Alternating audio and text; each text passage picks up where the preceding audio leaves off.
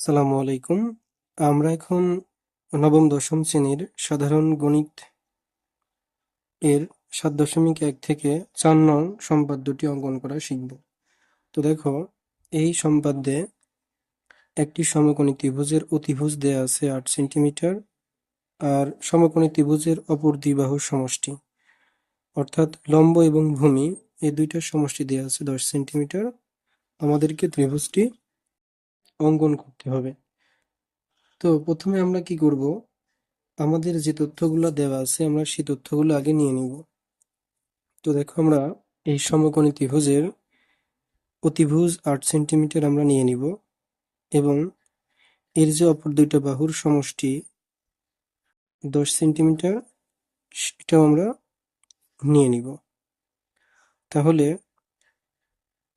এই দুইটা নিয়ে নেওয়ার পরে আমরা এই দুইটাকে ব্যবহার করে কি করব, এই সমকোণী ত্রিভুজটি অঙ্কন করব। তো এইটা ৮ সেন্টিমিটার এবং এটা ১০ সেন্টিমিটার। এই অতিভুজের নাম আমরা দিলাম এ এবং অপর দুই বাহুর সমষ্টির নাম দিলাম আমরা বি। এই দুইটা ব্যবহার করে আমরা এই সমকোণী ত্রিভুজটি অঙ্কন করব। এর জন্য আমরা যে কোনো একটি রশ্মি নিব। যে কোনো একটি রশ্মি আমরা পি কিউ নিব। যে কোনো একটি রশ্মি আমরা পি কিউ নিলাম। পি কিউ পি কিউ থেকে আমরা এই যে দুই বাহুর যে সমষ্টি বি অর্থাৎ ১০ সেন্টিমিটার আছে, সেই ১০ সেন্টিমিটার অংশটা আমরা কেটে নিব। তো দেখো, আমরা আগে এই ১০ সেন্টিমিটার মাপটা নিব। দেখো, এখান থেকে এই ১০ সেন্টিমিটার আমরা এখন কেটে নিব। এই যে দেখো, ১০ সেন্টিমিটার আমরা কেটে নিলাম। তো এইটার নাম দিলাম আমরা পি সি। তাহলে এখান থেকে এটুকু কিন্তু আসলে বি।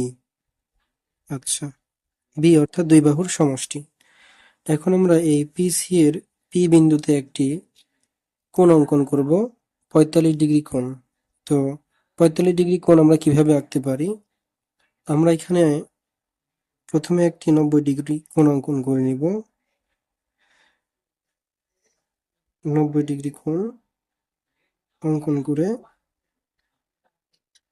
নিব।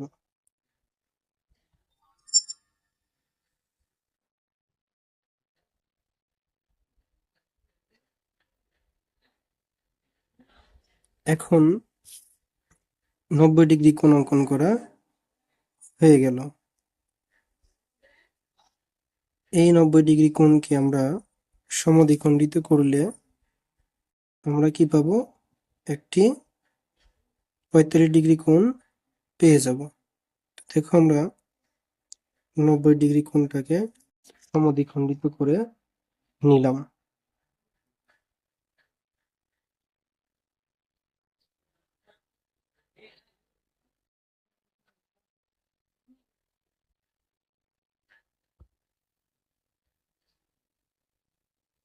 তাহলে এটার নাম দিলাম আমরা আর পি কিউ। এই যে এই কোণটা কিন্তু আমাদের ৪৫ ডিগ্রি কোণ হয়ে গেল। এখন আমরা এই সি কে কেন্দ্র করে পি আর এর উপরে একটি বৃত্তচাপ অঙ্কন করব। তো এই বৃত্তচাপের দৈর্ঘ্য হবে কতটুকু, দেখো, বৃত্তচাপের দৈর্ঘ্য হবে এই অতিভুজের সমান অর্থাৎ ৮ সেন্টিমিটারের সমান।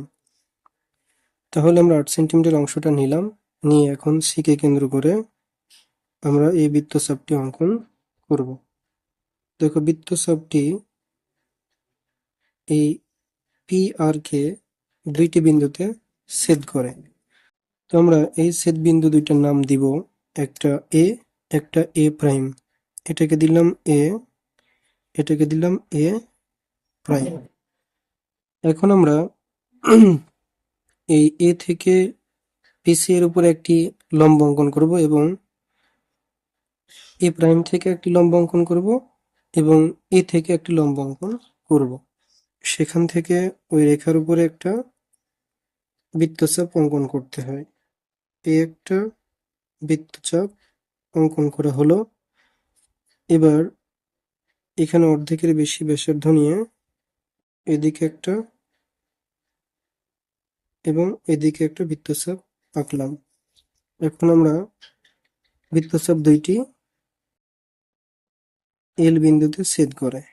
এখন আমরা এল সংযুক্ত করতে গেলেই এ প্রাইম বিন্দু থেকে একটি লম্ব অঙ্কন হয়ে যাবে। এটার নাম দিলাম আমরা বি প্রাইম। একইভাবে আমরা এ থেকেও লম্ব অঙ্কন করব। তাহলে এ কে কেন্দ্র করে একটা ব্যাসার্ধ নিব পিসি এর উপরে। দেখো ব্যাসার্ধ নিলাম। এখন এইটার অর্ধেকের বেশি ব্যাসার্ধ নিয়ে আমরা এই পাশে একটা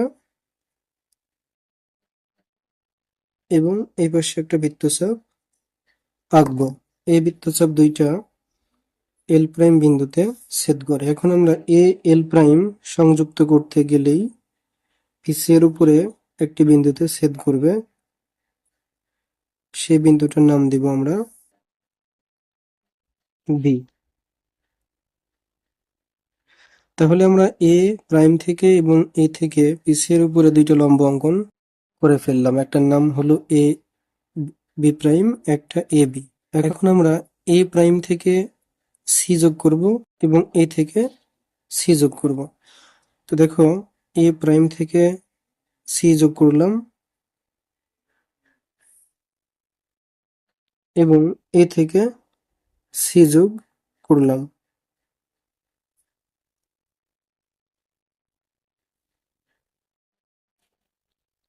তাহলে আমাদের এখানে দেখো দুইটা ত্রিভুজ পাওয়া গেল।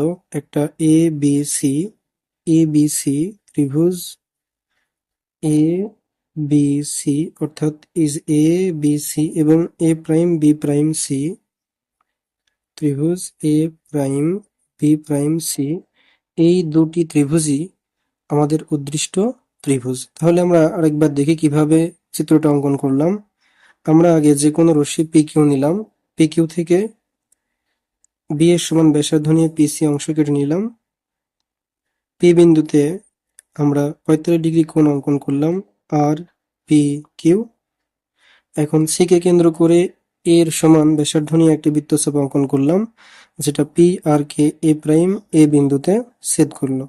এখন এ প্রাইম এবং এ বিন্দু থেকে পিসি এর উপরে এ prime B prime A B দুইটি লম্ব অঙ্কন করলাম। এরপরে আমরা এ প্রাইম সি এবং এসি সংযুক্ত করলাম। ফলে আমরা দুইটি ত্রিভুজ পেলাম, একটি এ বি সি এবং একটি এ প্রাইম বি প্রাইম সি। এই দুটি ত্রিভুজই হলো আমাদের উদ্দৃষ্ট ত্রিভুজ।